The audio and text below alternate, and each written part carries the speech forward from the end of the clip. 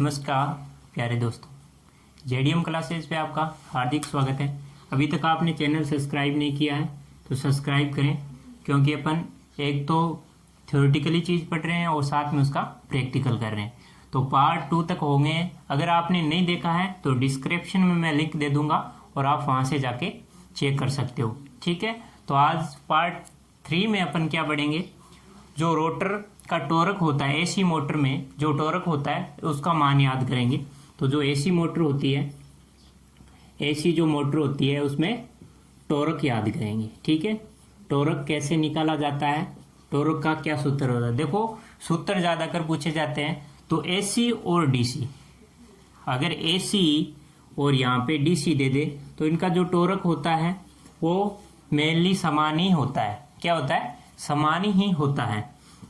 अब अगर अपन यहाँ डीसी की बात करें, जैसे कि ये मोटर है आपके सामने, ठीक है, यहाँ इसे सप्लाई दे रखी है और यहाँ इसके एक आर्मेचर कनेक्टेड है। ठीक है, आर्मेचर कनेक्टेड है। ये अपन मान सकते हैं जैसे सीरीज मोटर है। कौन सी है? सीरीज, जिसे क्या बोलते हैं? श्रृंखला बोला जाता है। ठीक है, इसमें सप्लाई आ रही है। ठीक है, तो इसमें आपके सामने ये सीरीज मोटर दे रखा है। इसमें एक तो आर्मेचर लगाया हुआ है और एक में यहाँ पे क्या है? सीरीज धारा है। अपन अगर इसकी शाफ्ट धारा की बात करें, अगर शाफ्ट धारा हमें पूछ ले, टॉर्क याद करनी है तो क्या होता है? सूत्र क्या होता है? BHP, ठीक है, इंटू 735.5। ये मान आपको पता है। ठीक है, ये वाट में दे रखा है। 1 HP बराबर होता है। ठीक है, किसमें? मैट्रिक्स में होता है। अगर आपको यहाँ पे मैट्रिक्स में पूछ ले तो मैट्रिक्स में तो क्या होता है? 735.5 होता है। और यहाँ अगर ब्रिटिश पूछ ले, ब्रिटिश में मान क्या होता है? 1 HP बराबर कितने वाट होते हैं? 746 वाट होते हैं। तो ये ध्यान में रखना, ज़्यादातर मैट्रिक्स ही काम में ली जाती है। तो 735.5 इंटू 60 बट्टे में 2πn, ये होता है शाफ्ट टॉर्क याद करने का सूत्र। ये भी आपसे पूछा जा सकता है। ठीक है, अगर अपन केवल डीसी की बात करें तो डीसी का टॉर्क याद करने के लिए क्या होता है अपने पास में? टी समानुपाती फाई और आई ए।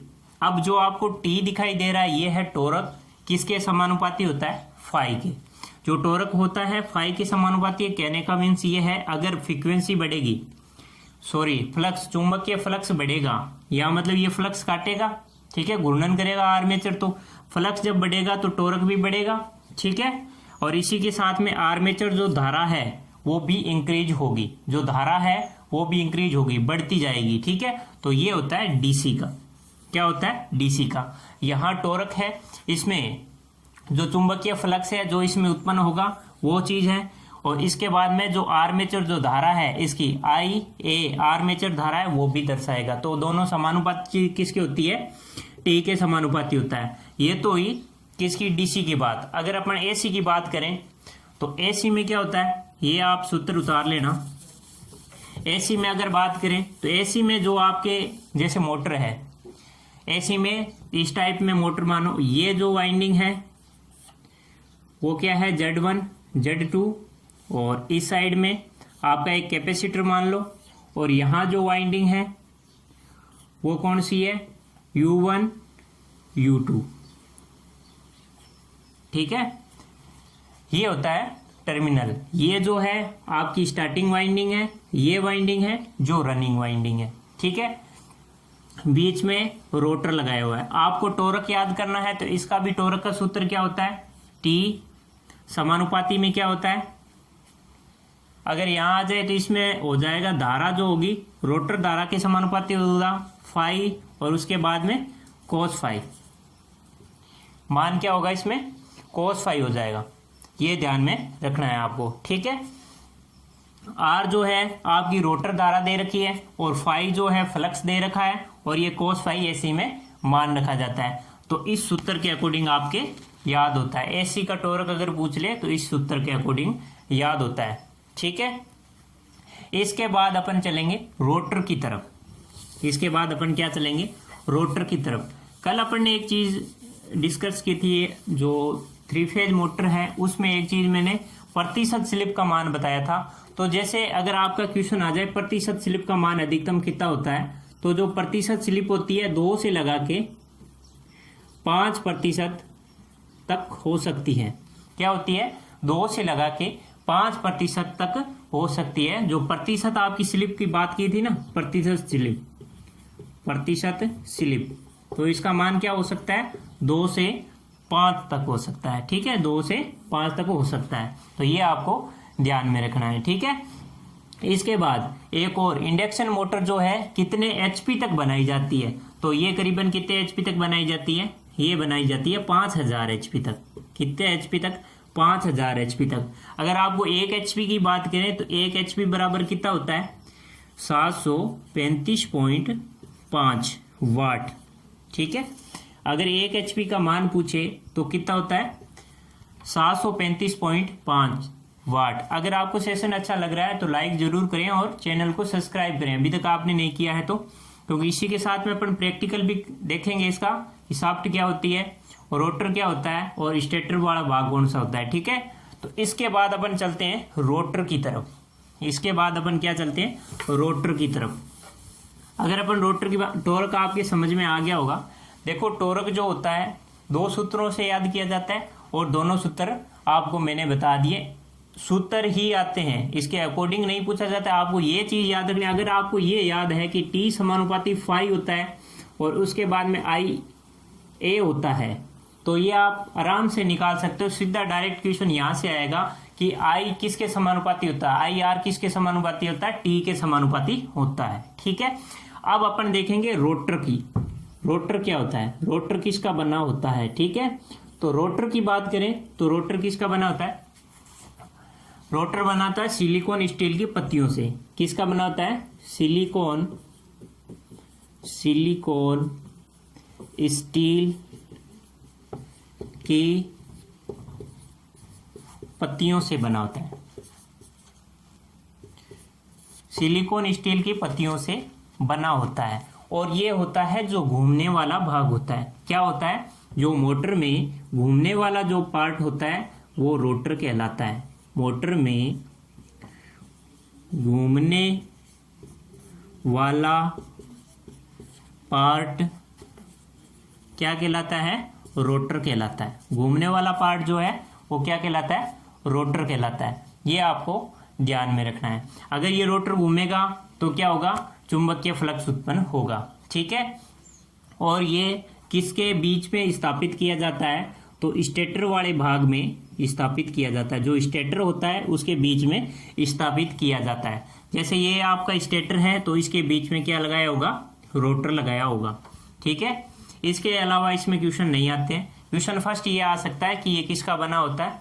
तो सिलिकॉन स्टील की पत्तियों से बना होता है।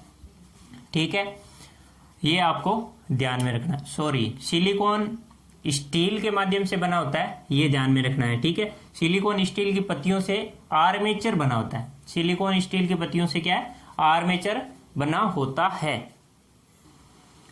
तो एल्यूमिनियम या तांबे से लेमिनेटेड करके ही बनाया जाता है। किससे? तांबे या एल्यूमिनियम से। ठीक है, एंटित करके बनाया जाता है। ठीक है, जैसे बोलते सिलिकॉन स्टील ही है। ठीक है, तो इन दोनों का मिश्रण होता है, उसके बाद में इसका रूप तैयार किया जाता है। तो स्टेटर के बारे में आप समझ गए होंगे। जो घूर्णन वाला भाग होता है मोटर में उसे रोटर बोला जाता है, जो कि स्टेटर के बीच में स्थापित किया जाता है। तांबे और एल्यूमिनियम के मिश्रण से बनाया जाता है। ठीक है, इसके बाद अपन देखें तो ये जो रोटर होते हैं 2 टाइप के होते हैं। क्या होते हैं? रोटर 2 टाइप में होते हैं। रोटर मुख्यतः 2 टाइप में होते हैं। तो कौन कौन से होते हैं? पहला है सिंगल केज। पहला कौन सा है? Single cage. ठीक है, सिंगल केज की बात करें तो 2 चीजें ध्यान रखना। आपकी 2 प्रकार की इसमें एक कुंडलियां स्थापित की जाती है या छड़ें आप बोल सकते हो। ठीक है, जो छड़ स्थापित की जाती है एक तो अंदर की तरफ होती है और एक बाहर की तरफ होती है। ठीक है, एक तो अंदर की तरफ होती है और एक बाहर की तरफ होती है। ये कुंडलियां आपको ध्यान रखनी है। ठीक है, ठीक है। तो अगर अपन सिंगल केज की बात करें तो ये तांबे या एल्यूमिनियम की छड़ों से बनाया जाता है। किस में बनाया जाता है प्यारे बच्चों? तांबे या एल्यूमिनियम की छड़ों से बनाया जाता है। तो ध्यान रखना है ये आपको कि किस से बनाया जाता है, निर्मित किस से किया जाता है। तो तांबे से निर्मित किया जाता है सिंगल केज।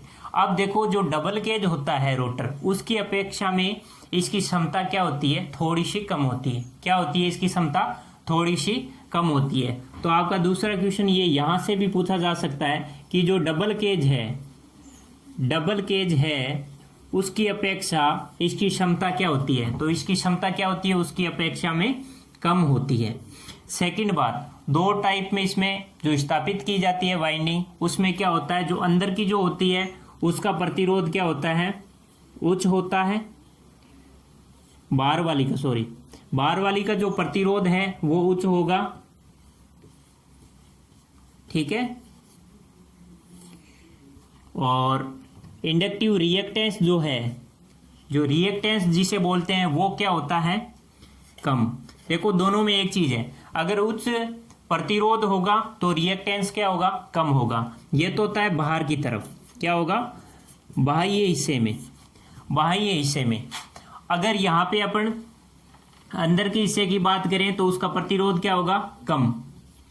कम या बोल सकते हैं निम्न प्रतिरोध होगा। अगर प्रतिरोध निम्न होगा तो उसका रिएक्टेंस क्या होगा? रिएक्टेंस अधिक होगा या बोल सकते हैं उच्च होगा। ठीक है, तो समझ गए होंगे। सिंगल केज की बात आए तो ये तांबे के या एल्यूमिनियम के बने होते हैं। ठीक है, और उनको आपस में एक छल्लेनुमा आकार के होते हैं और शॉर्ट सर्किट किया जाता है। ठीक है, शॉर्ट किया जाता है। तो ये जब शॉर्ट कर देते हैं तो ये अपने को क्या कैसे प्रतीत होते हैं? एक वाइंडिंग की तरह प्रतीत होते हैं। किसकी तरह प्रतीत होते हैं? एक वाइंडिंग की तरह प्रतीत होते हैं। ये अपन क्या है, प्रैक्टिकल में भी आपको बता देंगे कि किस साइड में जुड़े होते हैं। ठीक है, 3 टाइप में इसमें पत्तियां होती है ऐसे।